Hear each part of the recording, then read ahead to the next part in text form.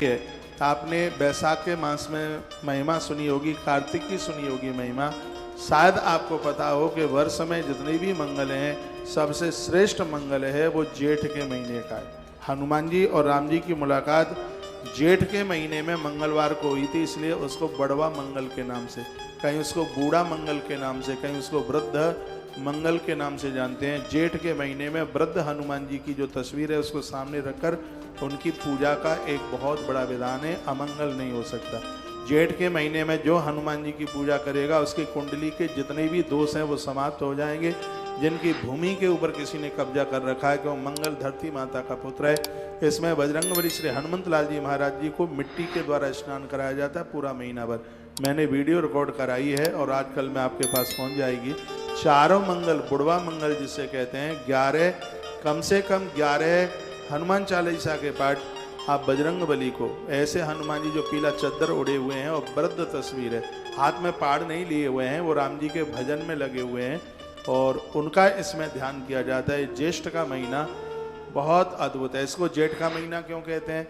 इसलिए कहते हैं क्योंकि सूर्य भगवान सबसे ज़्यादा जवानी पर, युवा अवस्था पर जेठ के ज्येष्ठ के महीने में होते हैं। सबसे ज़्यादा तपन, 9 दिन तो इतना तपन होता है, उसको 9 तपा के ही नाम से जानते हैं। और ये 9 तपा 25 मई से लेकर के 2 जून तक ये 9 दिन बहुत तप युक्त हैं, बहुत ही ज़्यादा। इन 9 दिनों में जलदान की भारी महिमा है। एक बात फिर सुन लीजिए, ये अब के बार 25 तारीख से ये 2 जून तक 9 दिन पड़ेंगे, गिनती आप कर लीजिए।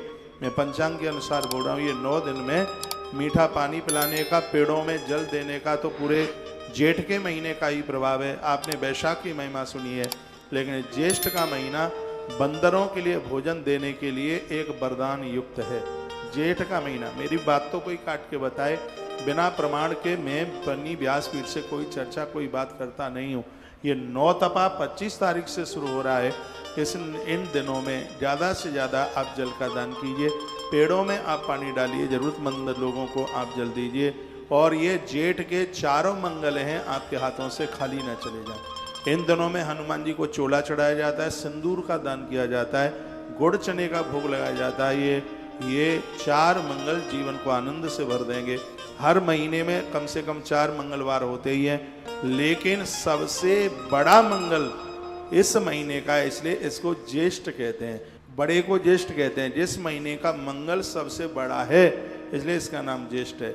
जो बड़े बच्चे होते हैं, बेटा बेटी जो पहलौटी हैं, सबसे बड़े हैं, इस महीने में उनका विवाह नहीं किया जाता, ऐसा भी नारद पुराण के अंतर्गत वर्णन है। जो ज्येष्ठ है, सबसे बड़ा बेटा है, सबसे बड़ी बिटिया है, तो जेठ के महीने में उनकी शादी भी नहीं की जाती है। तो मैंने पूर्व में भी कभी चर्चा की होगी। तो ऐसी वीडियो में आपके पास तक पहुंचा रहा हूं, इनका आप लाभ ले लें। प्रातः मैं कई घंटों भर तक इस स्वाध्याय में रहता हूं, वीडियो रिकॉर्ड करता हूं, कोई अपने नाम के लिए नहीं, एक आपका समाधान हो, आप एक आनंद के साथ जीवन जिए। भले ही विवाह न बने, भूल करके भी बड़े बच्चों का विवाह जेठ के महीने में बिल्कुल भी मत करना।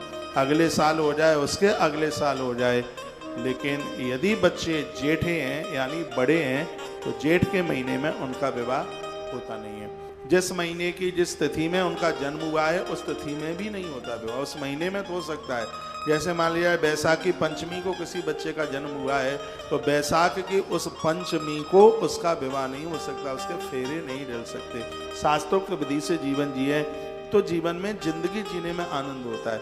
कभी हमसे कोई अपराध वगैरह होता नहीं है तो भी इतने कष्ट चल करके आ जाते हैं, इसलिए क्योंकि हम जानबूझ करके अपराध कर लेते हैं। हमें शास्त्रोक्त विधि से ही जीवन जीना चाहिए तो जिंदगी जीने में बहुत आनंद होता है। मैंने जेठ मास के लिए अभी कुछ 2 मिनट में आपको इतनी सी बातें बताई हैं, शायद आपने अपने जीवन में इन बातों को सुना भी नहीं होगा। जैसे मैं वैशाख के महीने में कुछ विशेष बातें आपको हर रोज़ बोलता ही रहा हूँ, तो ज्येष्ठ मास में भी ये ऐसी बातें मैं आपको बोलता रहूँगा। आप अपने बच्चों को कहिए, चारों मंगलवार को अपने घर में सब लोग कीर्तन की स्थिति में, संध्या के समय, सुबह के समय में इसमें हनुमंत लाल जी की पूजा का बड़ा बहुत भारी विशेष महत्व है। इसमें गुड़ चने का भोग लगाते हुए सिंदूर भगवान के ऊपर चढ़ाइए। प्राण प्रतिष्ठित मंदिर में पुजारी जी को आप चमेली का तेल और आप सिंदूर दे के आइए और कहिए, मंगलवार को कहिए कि आप हनुमान जी को ये आप समर्पित कर दीजिएगा। ये पूरा का पूरा महीना बजरंगी के लिए, हनुमंत लाल जी के लिए समर्पित है। प्रभु श्री राम और हनुमान जी की मुलाकात मंगलवार के दिन इस महीने में हुई है। इसलिए मंगल विशेष होने की वजह से इसको ज्येष्ठ मास इसलिए इसको कहते हैं। इसमें सूर्य भगवान बहुत तपन में होते हैं। 9 दिन तो अंगारे बरसते हैं, जिसको 9 तपा कहते हैं। 25 मई से लेकर 2 जून तक अब के बार ये 9 तपा है।